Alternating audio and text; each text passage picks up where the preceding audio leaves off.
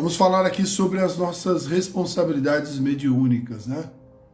Para aquele que escolhe aí ser um médium de trabalho ou para aquele que está estudando para isso, aquele que está pesquisando sobre o assunto e gostaria de estar ali exercendo o ofício mediúnico quando vai a algum tratamento, quando observa os médiums trabalhando, tudo é muito belo, muito convidativo, e de fato mas por trás daquilo tudo ali há menções de responsabilidades, né, que deveriam ser, né, coloco aqui para todos, algo que todos os médiums deveriam se preocupar em relação a isso, tá? Primeiro vamos dar aqui uma introdução, né, em relação à mediunidade, né?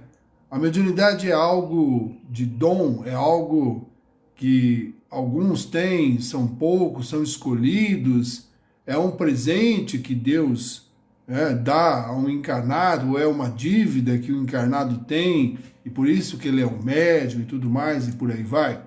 Bom, mediunidade é a capacidade de a gente dar comunicação, dar consciência à vida espiritual para a nossa vida como encarnados. E para quem está disposto isso, né? Para quais pessoas está essa possibilidade? A qualquer pessoa. Então podemos assim chegar à conclusão que todos nós somos médiuns, todo mundo tem o fator mediúnico para si em sua vida. Uns, claro, têm os fatores já latentes de muito cedo, né? Desenvolvem ali capacidades, começam a ver espíritos, conversar com espíritos, que é conhecido no meio como médium dinâmico, né? Ostensivo, que é aquele médium que tem como responsabilidade esse trabalho mediúnico nessa vida, e tem o médium, né? Estático, que é aquele que pode desenvolver isso a partir da sua vontade. Há melhor entre as duas coisas? Claro que não. Tudo que há entre um e outro, o fator que vai determinar a profundidade e a qualidade desse médium é a dedicação ao conhecimento e à autoobservação, tá? Quais são os tipos de mediunidade hoje que nós conhecemos, né, que são as mais praticadas, né? A clarividência, né, ou vidência, que é a capacidade de ver os espíritos com os olhos físicos, é a vidência. Então, eu posso, pela minha condição de visão, né, ver os espíritos, ter uma relação com os espíritos. E nós temos dentro desse campo de visão a mais conhecida, que é a clarividência, ou seja, a imagem do espírito é refletida no meu pensamento, na minha tela mental, onde eu consigo saber da presença de espíritos em um ambiente qualquer que seja, tá? Ambas as visões dos espíritos vai depender inicialmente da vontade dos espíritos em se tornarem visíveis para nós, para que eu possa ter uma relação nesse sentido com a espiritualidade, tá? Aí nós temos os audientes, né, ou clareaudientes, que são aqueles que ouvem os espíritos, aqueles que têm essa capacidade de receber as informações em seus ouvidos, vamos colocar assim. Nós temos aquele que escuta pelos ouvidos físicos, né, e aquele que escuta pelos ouvidos da mente, né? Por que aqueles... Tanto quem vê fisicamente, pelos olhos físicos, ou quem escuta pelos ouvidos físicos, hoje em dia é cada vez mais raro. Porque os espíritos não acham necessário mais esse tipo de comunicação, esse tipo de demonstração para nós da existência da vida espiritual. Porque para que eu veja fisicamente e ouça fisicamente, é necessário que o espírito crie, por hora, mecanismos sensíveis a esses órgãos do aparelho físico. Então, o espírito terá que, de uma certa forma, se materializar momentaneamente no plano físico, para que esse possível médium possa observá-lo ou até mesmo ouvi-lo, tá? Então é algo que está cada vez mais em desuso pela vida espiritual. E muito mais, o clareaudiente e a clarividência é algo muito mais comum. Então os médiuns escutam os espíritos pelo pensamento, uma voz projetada dentro das nossas ideias, aonde eu sei da intenção do espírito de estar conversando comigo. Tá? Aí muita gente fala assim, sobre essas duas questões que eu falei, Kleber, é a minha imaginação ou, de fato, é um processo espiritual? Para se ser médium, para se trabalhar com mediunidade, claro, você vai ter ali no início a necessidade de uma comprovação daquilo que está acontecendo. Todos os médiuns passam por isso no início ali dos seus ofícios. Mas com o tempo, depois das provas iniciais que recebemos do plano espiritual, se faz necessário que o médium tenha fé e deixe de lado essa questão. Minha mente, ou de fato é um espírito se comunicando ou sendo visto pelo meu pensamento. E nós percebemos que quando a origem é externa, as coisas dentro de nós, médiuns com essas capacidades, são diferentes. Por exemplo, quando o espírito fala comigo, eu sinto a construção da fala, do texto, não condizente com a minha, não sendo da minha realidade pessoal.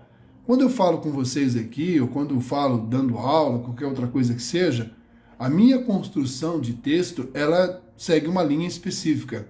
Quando eu estou irradiado por um espírito, influenciado por um espírito, a linguagem, a dinâmica do texto é outra completamente diferente da minha. E isso a gente percebe com o treino, com a observação pessoal nossa nos trabalhos, tá?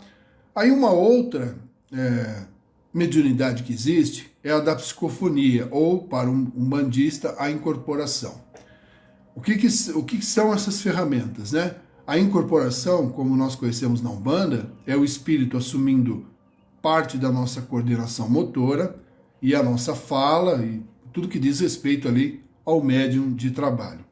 E a psicofonia, muito exercida no kardecismo, é onde eu dou somente a fala ao espírito. Ele ouve no pensamento dele e replica aquilo que está sendo falado com a sua própria voz, sem alteração de tom de voz. Ambas têm o mesmo propósito, a mesma efetividade, né, respeitada cada prática específica de cada casa. Tá? Não tem melhor nesse sentido, e sim modelo de trabalho. Aí nós temos também, dentro das mediunidades, os médiuns de cura, né, que são aqueles capazes de exercer um magnetismo pessoal sobre as pessoas, aliado aí à energia dos espíritos, para promover, por mérito daquele que está sendo atendido naquele momento, alguma melhora em algum aspecto da vida física, tá? Esses também, hoje, são cada vez mais raros, mais escassos, mas existem e trabalham aí em função do próximo, tá bom? E aí nós temos também a mediunidade hoje, que é uma mediunidade um pouco mais, vamos colocar assim, recente, não tão difundida quanto as outras, que são os médiuns de clarividência projetiva. O que é uma clarividência projetiva? É o médium que, em determinado momento, ele se coloca em estado alterado de consciência pelas atividades que faz, fecha os olhos, não adormece o corpo, mas mesmo assim se vê fora do corpo, se vê projetado em alguma situação, se vê na vida espiritual, interagindo com os espíritos ou interagindo com o passado de alguém em uma sessão de apometria, por exemplo. Então, é um tipo de mediunidade que hoje está sendo observada em muitos momentos, tá? Os médiuns estão nas suas atividades diárias, nos seus momentos diários, e têm repentinas saídas dessa projeção dessa mente a campos espirituais, a situações dos espíritos. Eu acredito, pela experiência, pelo contato que eu tenho com muitas pessoas que têm essa capacidade, que essa é uma mediunidade que vai crescer muito, tá? Ela difere da projeção astral, que também é uma saída do corpo, só que a projeção astral se dá pelo sono completo. Ou seja, teoricamente, né, esse médium, que não é uma atividade mediúnica, teria que estar dormindo completamente para que o seu espírito pudesse sair do corpo. Na projeção da mente, na clarividência projetiva, o médium ali, o trabalhador, ele está somente de olhos fechados, sereno, né, dentro de um estado alterado da sua própria consciência, conseguindo assim visualizar coisas na vida espiritual para vários sentidos de aplicação, tá? E também não podemos esquecer aí dos médiums de psicografia, tá? Dividido em algumas categorias, e eu também acredito que os médiums de psicografia passarão aí por atualizações, por momentos diferentes daqui em diante com o transcorrer da vida que nós temos aqui. Outras formas de psicografia, de recebimento de mensagens, chegarão até nós, dada o avanço tecnológico que nós temos, de percepção, de visão, de muitas coisas, que acabará alternando um pouco isso, tá? Mas tudo é um processo contínuo, um processo de transformação espiritual que temos na nossa vida aqui, tá bom? Uma mediunidade, por exemplo, que acaba saindo, né? Está caindo em desuso, são os médiuns de materialização, médiuns que materializam objetos da vida espiritual para o plano físico. Também está sendo deixado de apresentar isso, porque os espíritos não veem mais necessidade de provarem a sua existência. Ou seja, para quem cá está, para quem cá estuda, isso é uma verdade, né, que deve ser carregada com afinco por todos os médiuns. Bom, dada essa introdução aí bem simplória sobre o que é a mediunidade, tá? Agora vamos aí na parte mais complexa. Não, ser médium não é missão, tá? Ser médium é uma escolha, né? É uma tarefa a ser realizada. A missão sempre é um olhar para dentro, tá? Nossa missão aqui é melhorar a cada um de nós. O trabalho que fazemos para fora é trabalho e não é missão. Bom, temos aí essa questão, né, desenvolvida aí, aberta sobre o que são as mediunidades e tudo mais. A parte mais importante da mediunidade é o compromisso consigo mesmo na construção desse médium. Que compromisso é esse? Não basta eu somente ter, entre aspas, como muitos falam, e eu não gosto muito dessa expressão, ele tem o dom, né?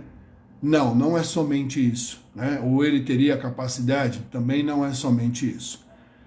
O médium, o trabalhador, né, aquele que se coloca numa condição como essa, precisa, sem sombra de dúvidas, né, é uma questão de obrigação e hombridade dele, o estudo, a autoobservação, né, a busca pela melhora das suas energias pessoais. Por que isso? Porque ressonante atrai ressonante. Capacidade gera capacidade. Então, se o médium não estudar, se o médium não se observar, a qualidade daquilo que ele entrega não será a quem poderia ser entregue. Vamos colocar um exemplo assim. Imagine que você trabalhe com um espírito muito esclarecido, né, que tem muito a somar nas atividades que você faz, no grupo que você está, porém, contudo, quando ele acopla a você no trabalho, ele tem limitações de construção de fala, limitações de construção de conhecimento, porque você não conhece de determinado assunto. Mas eu não tenho que conhecer, quem tem que conhecer é o espírito. Ok, mas se você não tiver parte daquilo em você também, pelo menos o básico daquilo, a informação não flui, não chega a quem tem que chegar, que está à sua frente, passando ali por um atendimento oferecido por você. É como se eu tentasse passar algo muito grande por um buraco muito pequeno, porque o buraco que nós temos ali, a nossa capacidade mental é muito limitada, e a informação é abrangente, ela é grande, ela é profunda, e você está limitando a quantidade de fluidez dessa informação. Então o médium, sem sombra de dúvidas, tem que estudar muito sobre espiritualidade, ter o interesse pelo estudo, o interesse pela educação, para conhecer os caminhos que a vida espiritual dá, as formas que a espiritualidade busca para a evolução nossa, do médium, e das pessoas que estão ali em contato dele.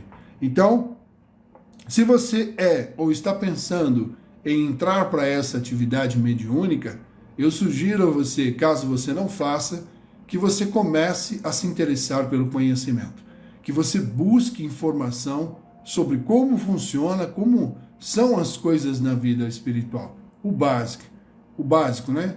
Quem sou eu, né? De onde eu vim, para onde eu vou. Entender tudo isso parece muito simples, mas é muito profundo ao mesmo tempo, tá? Então, o médium tem por obrigação algo nesse sentido para esse desenvolvimento. Agora, em questão da autoobservação, em questão do tratamento a si mesmo, por que o médium tem que estar muito atento a isso? Tem que estar com a anteninha ligada em relação a isso o tempo todo, né? Porque assim, como eu disse, o ressonante atrai ressonante, né? Então, se eu ando conturbado das minhas emoções, dos meus pensamentos, né, com autopunição, com julgamento das pessoas, com, enfim, maledicência na fala e tantas outras coisas que a gente pode ter e é pertinente a nós, se eu mantiver isso solto em mim, eu estou gerando um campo, né, de energias que automaticamente eu atraio espíritos, né? Nós sabemos que a nossa vida ela é cercada pela espiritualidade. Então, muito do que nós pensamos e decidimos tem influência dos espíritos, tanto do bem quanto aqueles equivocados ainda. Quando nós estamos num trabalho mediúnico, a vontade deles que nós paremos de fazer o que fazemos, dos espíritos equivocados, é muito grande. Então eles vão observar a nós, ficar olhando a mim e a você na contenta de se tornarmos médiuns ou na função de sermos médiuns, buscando fraquezas que ainda possuímos em nós, descontroles que temos em nós. E aí você está num dia da sua vida, né, ali momentos de você ir para o seu grupo de trabalho espiritual, e tá um dia que você está dando coice e distribuindo soco de graça. Então, ou seja, você está num dia que o seu campo de energias está completamente bagunçado. Que espírito que vai se aproximar de você? Quais serão os espíritos que influenciarão você na atividade do seu trabalho mediúnico daquele dia, né? Ah, mas os espíritos têm que me proteger dessas coisas no trabalho mediúnico. Olha, pensem comigo, né? Se fosse assim, os espíritos não teriam vida, né? Os bons trabalhadores teriam que ficar do nosso lado 24 horas por dia, garantindo que o médium dele ali, o bibelozinho dele, ficasse 100%, né, apto e capaz do trabalho espiritual. E não é assim, né? É deixado por nossa conta, nossa responsabilidade, uma questão de maturidade. Olha, presta bem atenção no que você está se propondo a fazer. Você está se propondo a interagir com e ajudar outras pessoas, interagir com processos kármicos obsessivos de outras pessoas. Então isso é algo de responsabilidade. Não debruce sobre o invisível responsabilidades que são nossas, que é da minha alçada, da minha escolha, né? Então, os espíritos que estão ao seu lado, os bons trabalhadores, vão ficar olhando para ver o seu desempenho, vão ficar olhando para ver o quanto você está amadurecendo na mediunidade, né? Então, eu preciso sim, no dia da minha atividade de trabalho espiritual, um dia que antecede a atividade espiritual, estar numa comunhão de paz com os meus pensamentos. Estar observando o que eu ando fazendo das minhas ideias e dos meus pensamentos, porque eu serei influenciado pelos espíritos. Aí, vamos imaginar que um dia antes do trabalho mediúnico, você estava num dia péssimo, que todo mundo tem um dia péssimo, né? Vários dias péssimos no mês.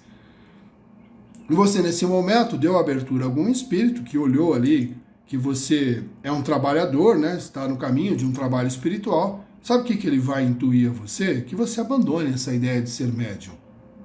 Que é muito chato você, né, ir para o trabalho espiritual, deixar ali o seu momento de ficar no sofá assistindo alguma coisa, ou comendo uma boa comida, ou passeando em algum shopping, alguma coisa, né? Para que você fique ali, esqueça esse negócio de ir para centro trabalhar, para se doar para o outro, dá muito trabalho isso. Chego tarde, é longe, não sei o quê, e chego cansado, esgotado.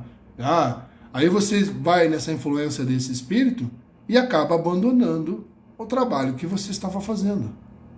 E a espiritualidade da luz quer que você passe por esses desafios para ver quanto de fato você quer se tornar aquela pessoa. O quanto de fato você luta contra, né, essas tentações e esses desejos. É o seu trabalho, é o meu trabalho. É a nossa luta quando somos médiuns, quando somos trabalhadores. E aí, sendo agora como sou, e vocês também, muitos aqui já sabem disso que eu estou falando, ou se estão conhecendo agora, a partir do momento que eu tenho conhecimento dessa minha responsabilidade como médium, eu sou ainda mais cobrado sobre isso, né? Preciso eu estar mais atento a esses fatores, aonde eu tenho que ser o templo de trabalho, né? Aí muitos vão dizer assim, mas quando eu chego lá na casa, a casa tem que prover essa harmonização para mim, essa limpeza para mim, a ritualística, para me colocar num estado positivo de trabalho. A casa tem que fazer isso? Não. A casa vai somar ao que você já entregou, ao que você levou junto com você, quando você saiu da sua casa e foi em direção ao trabalho espiritual. É uma coisa sendo somada com a outra. Por exemplo, nós quando vamos na Umbanda, quando os médiuns de Umbanda vão lá, eles passam por uma defumação, né? Entram ali num momento de reflexão, de orações e tudo mais. O que é esse momento? É para somar ao trabalhador o que ele já trouxe com ele da casa dele para o dia de trabalho. Quando você está no kardecismo, você vai para a casa kardecista, você chega lá, você vai tomar um passe, você vai ficar recluso, esperando o momento do começo do trabalho que vai se desenvolver. Então, não é a casa, somos nós, é o jeito que nós chegamos no trabalho, né? Aí, por exemplo, você passa, nada contra isso, tá? Você passa um domingo inteiro, né, num bar, se confraternizando com seus amigos, batendo papo, né, bebendo às vezes além do que você normalmente consome de bebida alcoólica e tudo mais, tal, tá nesse campo todo. Aí na segunda-feira você vai à sua casa de trabalho e quer que a casa conserte tudo aquilo que você proporcionou a você no domingo, num dia antes de trabalho. Puxa, Kleber, ser médium é um negócio tão, né, difícil, chato, né? Eu não vou ter mais vida social? Claro que você vai ter vida social.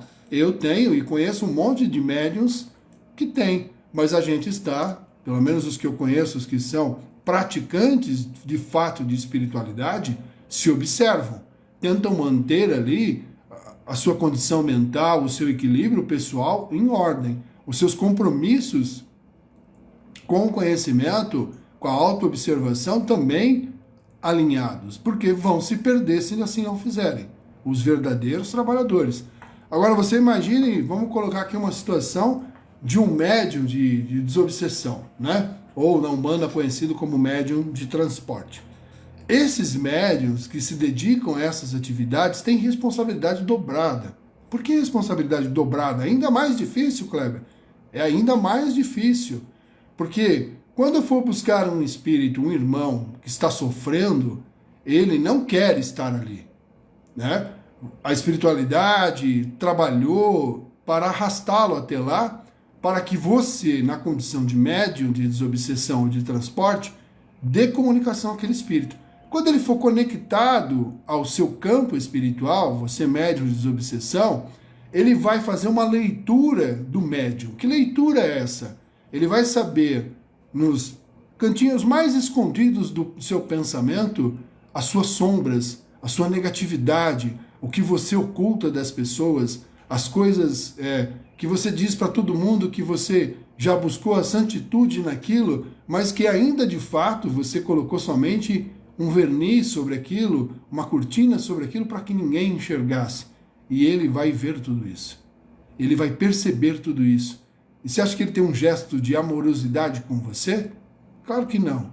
Ele vai dar comunicação, Ele vai falar porque o ambiente ali vai pressioná-lo aquilo. Mas ao mesmo tempo que ele está ali dando comunicação, ele está pegando as suas feridas, as suas dores e torcendo você por dentro de uma forma que você vai se contorcer naquele dia e continuará se contorcendo por mais momentos. Por quê? Você entregou ele para um monte de gente. Você muitas vezes expôs ele numa situação que ele não gostaria de estar participando.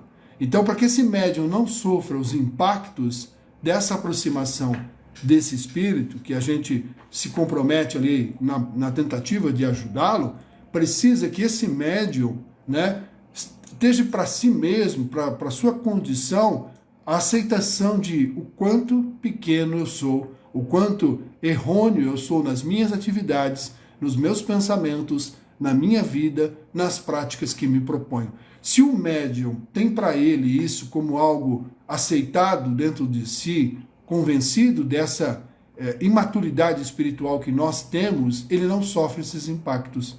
Mas aí os médiuns, revestidos de um ego feroz, colocam para si verdadeiras luzes andando aqui, né?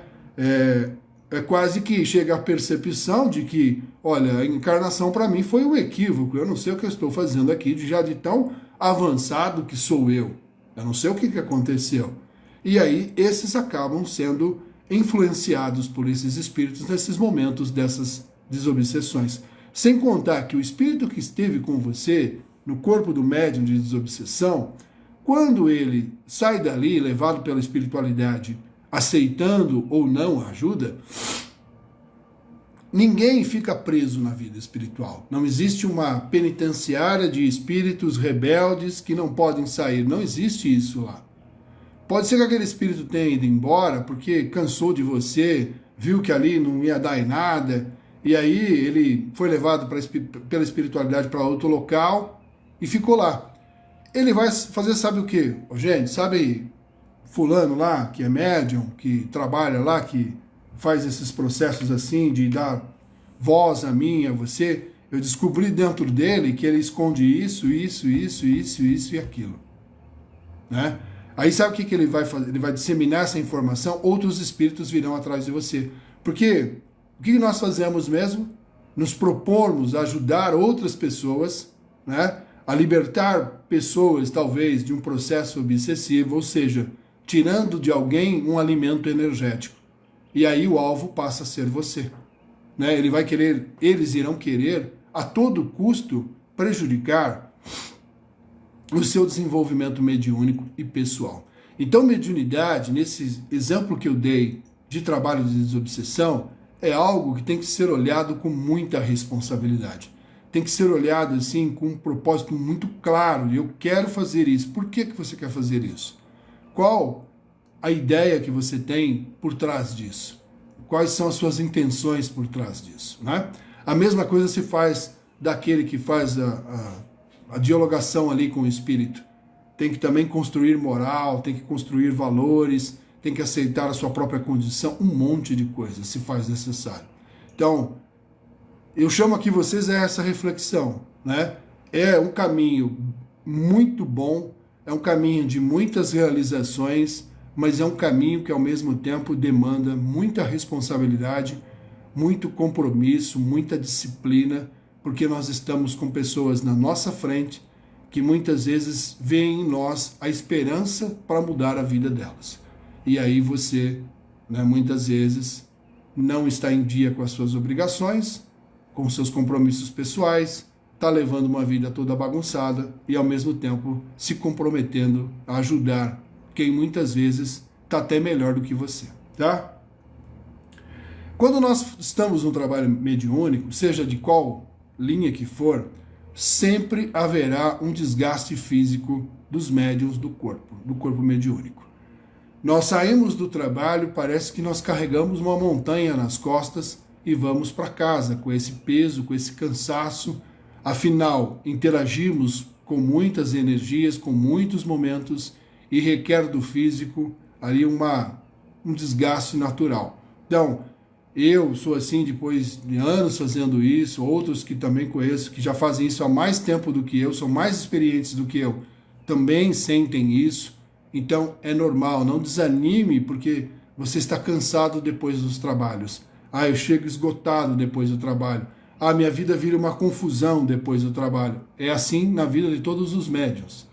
Isso é quase que uma obrigação que a gente tem que cumprir por sermos médiuns, né? Ah, depois que eu comecei a me envolver com mediunidade, minha vida virou uma centrífuga, né?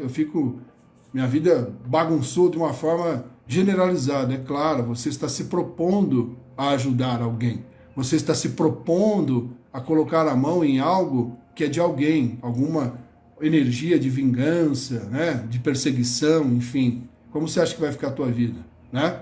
Mas nós não estamos desamparados, nós não estamos desprotegidos, mas precisamos colaborar com essa proteção, né?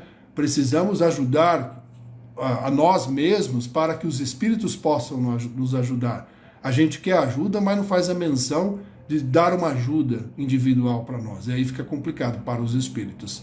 Então, eu preciso também fazer o meu papel, me colocar na minha condição, naquilo que me proponho a fazer. E assim, eu diria que de tudo isso que eu falei, há uma última coisa que eu vou falar, que é a coisa que mais, no trabalho mediúnico, na atividade mediúnica, que mais acaba afastando bons médiuns. E sabe o que é isso? Milindre. Pessoas que não têm a capacidade de receber uma crítica de construção, né, e se transformar em relação àquilo. Um grupo mediúnico, colegas de trabalho espiritual, tem que trabalhar esse lado. Eu posso errar, eu sou falho e tenho que aceitar que o outro amigo ali, que faz parte do meu grupo, venha até mim e diga, olha, percebi tal coisa, tal situação, momento assim, momento assado, né? E eu ver aquilo não como algo de diminuir a minha capacidade. Grupo mediúnico não está competindo para ver quem é o melhor médium. Nós trabalhamos em conjunto. Então, se um médium do grupo vem e sinaliza para mim alguma coisa, ou eu sinalizo para alguém, não é implicância, não é perseguição, não é diminuir a capacidade de alguém, não é isso. É para que você se torne ainda melhor. Mas o que acontece na maior parte dos casos? O médium se milindra, parece um gato com os pelos arrepiados, né? E aí não aparece mais no trabalho, começa a arrumar problema, começa a arrumar um monte de situações ali para o corpo mediúnico que ele trabalha, porque ele não quer, né? Não gosta, não aceita receber crítica de ninguém. Ele é praticamente a perfeição mediúnica, né, instalada na Terra. Tudo que vem dele ali é a perfeição, né? Se nós temos médiuns que notórios, né, como o Divaldo, Chico e outros tantos, que admitiam suas falhas, admitiam seus problemas, a necessidade das suas melhoras, de tudo mais que eles relataram, que vocês podem ir atrás das histórias, né? E aí nós, né, iniciantes numa jornada mediúnica, né, ali bem no início mesmo, no comecinho, nós já nos achamos super poderosos, né? Aquém de um processo de fascinação, de manipulação, de subjugação, de controle da vida espiritual. Não, nós não, nós estamos imunes a tudo isso, porque nós somos, né, o corpo mediúnico, né? Então, muita atenção em relação a isso. Você tem que ter um amigo médium do corpo mediúnico ali, alguém muito mais próximo de você, de todos eles, para que esse amigo possa chegar em você abertamente e dizer, ó, Kleber, hoje você estava com energia péssima, hein? E eu senti aí que, né, como a gente brinca, tinha boi na linha hoje, hein, Kleber? Eu acho que não era o espírito que trabalha com você, não, tá? Então, atenção a isso, né? Eu vou falar, valeu, obrigado pela dica, vou vigiar mais, vou orar mais, enfim. Se foi realmente um dia ruim, eu vou falar, não, hoje não foi um dia bom para mim, peço desculpas, enfim. Tenha essa hombridade, tenha essa capacidade de entender que você pode errar, né? Não que você muitas vezes queira, mas você pode errar e você tem que ser orientado e ser orientado para o bem, para um crescimento, tá bom? Então era isso que eu queria comentar com vocês nessa noite aqui sobre mediunidade, sobre relação mediúnica, sobre os deveres que os médiuns têm, né, para com o trabalho, para consigo mesmo, para com a sua própria educação, e sem contar questão de disciplina, que eu acho que isso é uma coisa básica, né? O trabalho começa, por exemplo, os meus trabalhos lá começam às 19h30, né? Você tem que chegar às 19h30, né? Pelo menos 19h30 é quando o trabalho começa, né? O ideal é que você chegue um tempo antes para assentar um pouco a poeira que você traz da rua, né? Mas, né, cumprir o horário, cumprir com o combinado. Olha, eu consigo ir a cada 15 dias, eu consigo ir a cada 30 dias, eu consigo ir uma vez a cada 6 meses. Se você, né, se comprometeu, faça. Mesmo que seja uma vez a cada 6 meses. Se comprometeu, execute. A espiritualidade não quer você vivendo na casa espiritual de domingo a domingo. Muito pelo contrário, né? Mas se você se comprometeu uma vez a cada 15 dias, uma vez a cada 30 dias, exerça aquilo que você se comprometeu, porque os espíritos se comprometem com você e as pessoas que serão trazidas até você também estão alinhadas com aquilo que você pode entregar, tá bom? Então é isso, pessoal. Sem mais aí de mediunidade por hoje, né? Vamos aqui ler as perguntas de vocês para que a gente transcorra mais sobre esse assunto mediunidade ou aquilo que vocês perguntaram aqui para mim.